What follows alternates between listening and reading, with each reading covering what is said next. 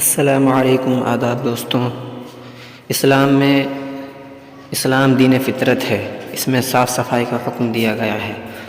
جہاں تک ناخن بڑھانے کا حکم ہے، ناخن زیادہ سے زیادہ 40 دن اگر ہو جائے تو کاٹ لینے چاہیے۔ 40 دن سے زیادہ رکھنا مکروہ تحریمی ہے، اور اس سے پہلے ہفتے میں 10 دن میں ناخن کاٹ لینے چاہیے،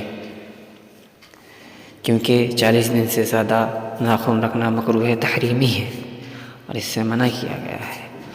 اور اس سے طبی نقصان بھی ہے۔